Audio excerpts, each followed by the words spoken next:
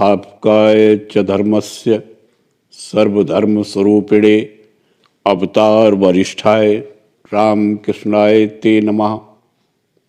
जय ठाकुर, जय माँ। ओम शिव शिव शिव। श्री रामकृष्ण देव के अमृत तुल्य दिव्य उपदेश। यह नहीं कि भगवान हमें भोजन देते हैं इसलिए वे दयामय हैं। पिता अपनी संतान को भोजन तो देगा ही, वास्तव में वे इसलिए दयामय हैं कि वे हमें कुपथ में जाने से बचाते हैं, मोह या प्रलोभन से हमारी रक्षा करते हैं। एक भक्त ने प्रश्न किया, किस प्रकार के कर्म से हम ईश्वर को पा सकते हैं? श्री रामकृष्ण देव ने उत्तर दिया, मनुष्य उन्हें अमुक कर्म से पा सकता है, अमुक से नहीं। ऐसी बात नहीं है। उनकी प्राप्ति होना उन्हीं की कृपा पर निर्भर है, पर उनकी कृपा के लिए व्याकुल होकर कुछ भी कर्म करते रहना चाहिए। उनकी कृपा से सुयोग मिल जाता है, अनुकूलता हो जाती है। कभी ऐसा हो जाता है कि भाई ने संसार का कुल भार ले लिया, तुम निश्चिंत हो गए। स्त्री विद्या शक्ति धार्मिक निकली, उसकी ओर से कोई बाधा नहीं रही, या विवाह ही नहीं हुआ। इस तरह से संसार में फंसना ही नहीं पड़ा। इस प्रकार सुयोग के मिलने पर काम बन जाता है। दिया सलाई की एक लकड़ी के जलते ही हजारों साल का अंधकार भी उसी क्षण में दूर हो जाता है। वैसे ही एक बार ईश्वर की कृपा दृष्टि के पड़ते ही जीव के जन्म जन्मांतर के पाप पुंज तत्काल दूर हो जाते हैं। कुछ मछलियों में बहुत अधिक कांटे होते हैं और कुछ में एक ही कांटा होता है, पर मछली खाने वाला खाते समय सभी कांटों को निकाल फेंकता है। इसी तरह कुछ लोगों में अत्यधिक पाप होते हैं तो कुछ में एक आध ही, किंतु ईश्वर की कृपा होने पर सभी के पाप दूर हो जाते हैं। मलय पवन के लगने से जिन पेड़ों में कुछ सार है वे सब चंदन बन जाते हैं, परंतु बांस, केला आदि सार रहित वृक्षों पर कुछ असर नहीं होता। इसी तरह भगवत कृपा पाकर जिनमें कुछ सार है वे तो तत्काल सद्भाव से परिपूर्ण हो जाते हैं, किंतु सारहीन विषयासक्त मनुष्य का सहज में कुछ नहीं होता। एक भक्त बहुत जप किया करता था। श्री रामकृष्ण देव ने उससे कहा, तुम एक ही जगह क्यों अड़े हो, आगे बढ़ो। इस पर भक्त ने कहा, यह तो उनकी कृपा के बिना नहीं हो सकता। तब श्री रामकृष्ण देव बोले, उनका कृपा रूपी पवन तो दिन रात चल ही रहा है। भवसागर पार करना हो तो अपनी नाव का पाल तान दो। भगवत कृपा का पवन सदा बह रहा है। आलसी लोग उसका सदुपयोग नहीं करते, परंतु जो उद्यमशील होते हैं वे अपनी नौका का पाल फहरा देकर आसानी से पार हो जाते हैं। एक भक्त ने प्रश्न किया, क्या एकाएक कुछ नहीं होता? श्री रामकृष्ण देव ने उत्तर दिया, साधारणतया किसी भी विषय में सिद्ध होना हो तो उसके लिए पहले काफी साधना करनी पड़ती है। कोई एक ही दिन में द्वारिक मित्र की तरह हाई कोर्ट का जज नहीं बन जाता। बहुत बड़ी मेहनत करने के बाद ही द्वारिक मित्र की तरह जज बना जा सकता है, नहीं तो बिना वेतन के वकील ही बने रहना पड़ता है। वैसे यदा कदा ईश्वर की कृपा से एकाएक भी सिद्धि मिल जाती है जैसे मूर्ख शिरोमणि होकर भी कालिदास देवी सरस्वती की कृपा से एकदम महाकवि बन गया था। एक गृहस्थ भक्त ने प्रश्न किया, महाराज, हमने सुना है कि आप ईश्वर दर्शन करते रहते हैं, तो हमें भी करा दीजिए। उनके दर्शन कैसे हों? श्री रामकृष्ण देव ने उत्तर दिया, सब कुछ ईश्वर की इच्छा के अधीन है, परंतु कर्म चाहिए, तब ईश्वर दर्शन होते हैं। केवल ईश्वर हैं कहकर बैठे रहने से कुछ नहीं होगा। तालाब में बहुत मछलियां हैं, परंतु मछलियां हैं कहकर केवल बैठे रहने से क्या कई मछली पकड़ी जा सकती है? बंसी डोर ले आओ, पानी में चारा डालो, धीरे धीरे गहरे पानी में से मछलियां निकलकर चारे के पास आएंगी, तब तो तुम उन्हें पकड़ पाओगे। यह भी खूब है, ईश्वर से मिला दो और आप चुपचाप बैठे रहेंगे। दही जमाकर उसे मथकर मक्खन निकालकर उसके मुंह तक पहुंचाया जाए, मछली पकड़कर हाथ में रख दी जाए, अच्छी बात है।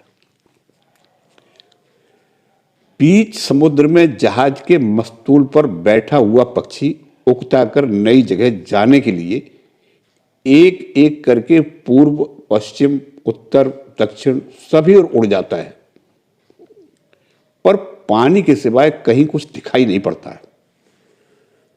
थककर निरुपाय होकर वह फिर मस्तूल पर ही आ बैठता है। इसी प्रकार साधक भी अनुभव सिद्ध हितैषी गुरु के द्वारा निर्देशित साधना विधि का नित्य पालन करते करते उगता जाता है तथा हताश हो गुरु के प्रति विश्वास होकर निजी प्रयत्न के द्वारा भगवत प्राप्ति करने के लिए मनमाने साधन मार्गों में भटकने लगता है, पर उसका सब परिश्रम विफल हो जाता है। अंत में उसे हारकर उसी गुरु की शरण में लौटाना पड़ता है। जब तक हवा न बहती हो तभी तक लोग गर्मी दूर करने के लिए पंखा झलते हैं। एक बार हवा बहने लगी कि पंखा नीचे रख देते हैं। साधना में भी जब तक ईश्वरीय सहायता न मिले तब तक साधक को स्वयं मेहनत करनी पड़ती है। ईश्वर की कृपा हो जाने पर फिर मेहनत नहीं करनी पड़ती। हवा बहने लगे तो पंखे की जरूरत नहीं रह जाती। ईश्वर की कृपा हो जाए तो साधन भजन की आवश्यकता नहीं रह जाती। जीव पर भगवान, गुरु तथा भक्तजनों की दया होने के बावजूद यदि स्वयं के मन की दया न हो तो उसका विनाश ही होता है। अर्थात इन तीनों की कृपा होते हुए भी यदि मनुष्य के मन में मुक्ति की स्पृहा न हो, व्याकुलता न हो, तो सदुपदेश, साधु संग आदि सब विफल ही होते हैं। कितनी भी चेष्टा करो, भगवान की कृपा के बिना कुछ नहीं होता। उनकी कृपा के बिना उनके दर्शन नहीं होते, परंतु उनकी कृपा भी सहज में नहीं होती। उसके लिए अहंकार का संपूर्ण त्याग करना होता है। मैं करता हूं, इस बोध के रहते उनके दर्शन नहीं हो सकते। भंडार घर में अगर कोई हो और उस समय घर के मालिक से अगर कोई कहे कि आप भंडार में अमुक चीज निकाल दीजिए, तो मालिक यही कहता है कि वहां जो आदमी है ना, फिर मेरे जाने की क्या जरूरत।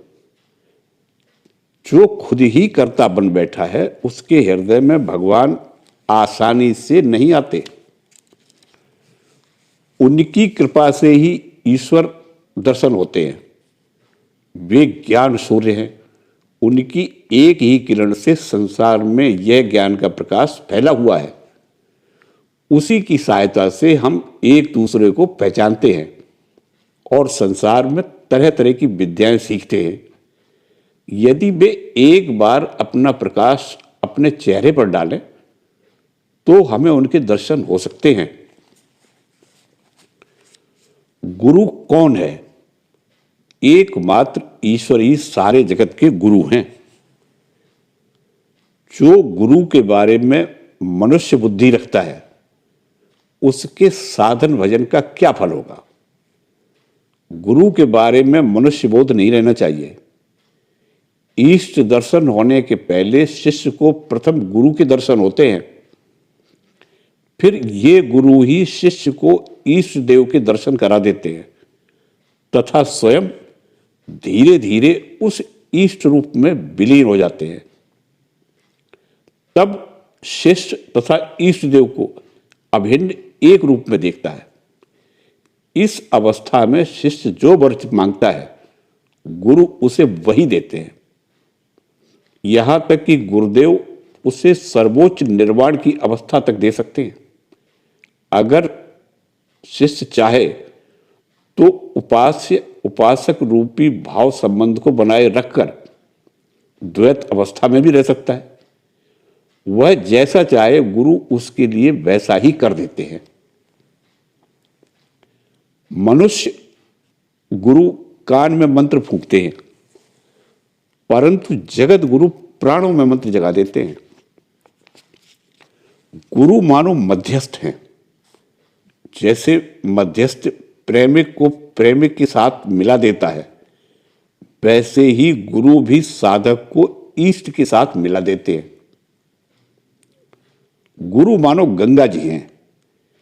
गंगा में लोग कितना कूड़ा करकट और गंदी चीजें डालते हैं, परंतु इससे उसकी पवित्रता घट नहीं जाती।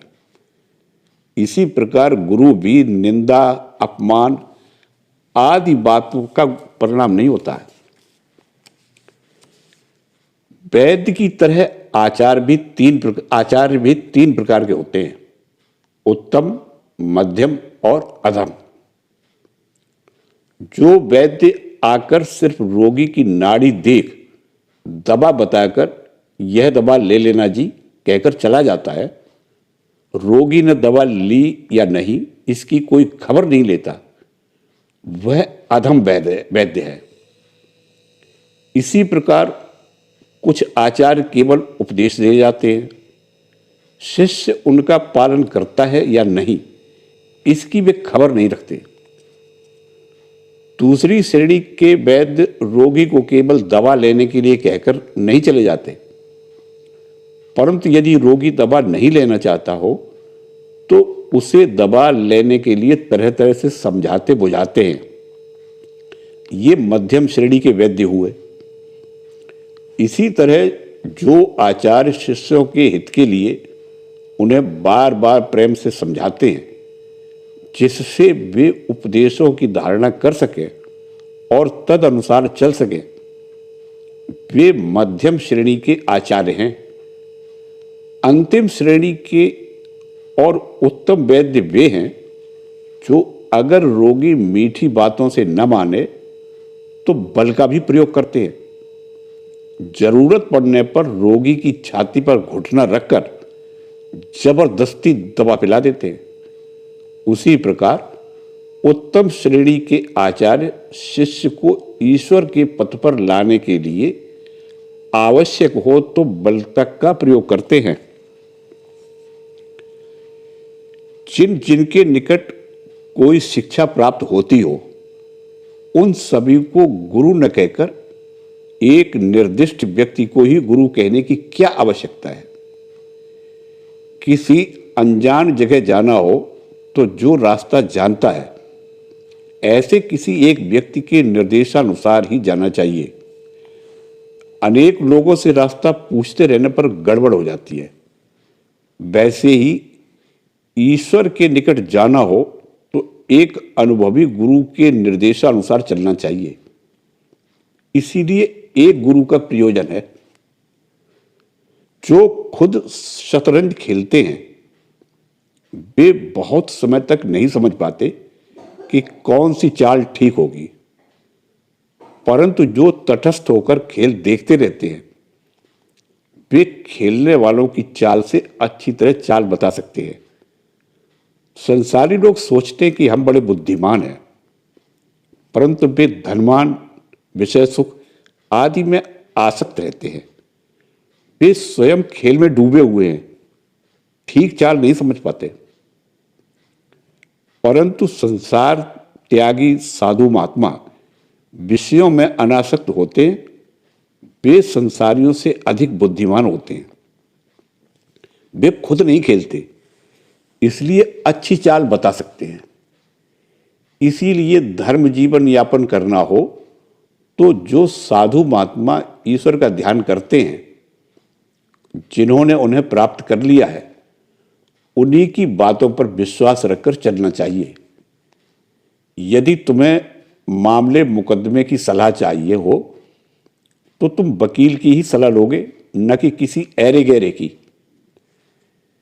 यदि तुम्हारे भीतर ईश्वर की प्रति ठीक ठीक अनुराग हो, उन्हें जानने की स्पृहा उत्पन्न हो, तो स्वयं ही वे तुम्हें सद्गुरु से मिला देंगे।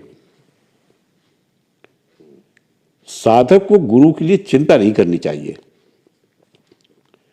ठीक ठीक आंतरिकता के साथ व्याकुल प्राणों से यदि कोई उन्हें पुकार सके तो उसके लिए गुरु की आवश्यकता नहीं होती। परंतु साधारणतया ऐसी व्याकुलता नहीं दिखाई देती, इसीलिए गुरु की आवश्यकता है। गुरु एक ही होता है, परंतु उपगुरु अनेक हो सकते हैं।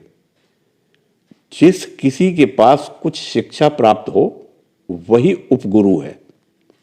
अवधूत के इस प्रकार 24 उपगुरु थे। समुद्र में एक प्रकार की सीपी होती है जो स्वाति नक्षत्र की वर्षा की एक बूंद के लिए सदा मुंह बाए पानी पर तैरती रहती है, किंतु स्वाति की वर्षा का एक बिंदु जल मुंह में पड़ते ही वह मुंह बंद कर सीधे समुद्र की गहरी सतह में डूब जाती है तथा वहां उस जल बिंदु से मोती तैयार करती है। इसी तरह यथार्थ मुमुक्ष साधक भी सद्गुरु की खोज में व्याकुल होकर इधर उधर भटकता रहता है, परंतु एक बार सद्गुरु के निकट मंत्र पा जाने के बाद वह साधना के अगाध जल में डूब जाता है तथा अन्य किसी ओर ध्यान न देते हुए सिद्धि लाभ तक साधना में लगा रहता है। ऐसे गुरु यदि पंडित या शास्त्रज्ञ ना भी हों तो घबराने का कारण नहीं। उन्होंने पुस्तकी विद्या न भले भी सीखी हो, पर उनमें यथार्थ ज्ञान की कभी कमी नहीं होती। पुस्तक पढ़कर भला क्या ज्ञान होगा? ऐसे व्यक्ति के निकट ईश्वरी ज्ञान का अनंत भंडार होता है। यदि कोई व्यक्ति अपने गुरु के बारे में तर्क वितर्क कर रहा है, श्री रामकृष्ण देव ने उससे कहा, तुम फिजूल समय क्यों बर्बाद कर रहे हो? तुम्हें उनकी बातों से क्या मतलब? तुम्हें मोती चाहिए तो मोती लेकर सीपी को फेंक क्यों नहीं देते? गुरु ने जो मंत्र दिया है उसे लेकर डूब जाओ। गुरु के गुण दोषों की ओर मत देखो। कोई तुम्हारे गुरु की निंदा करता हो तो कभी मत सुनो। गुरु माता पिता से भी बड़े हैं। यदि कोई तुम्हारे सामने तुम्हारे माता पिता की निंदा करे तो क्या तुम उसे सहन कर लोगे? यदि जरूरत पड़े तो लड़कर भी अपने गुरु की मर्यादा को बनाए रखो। जय ठाकुर, जय मां।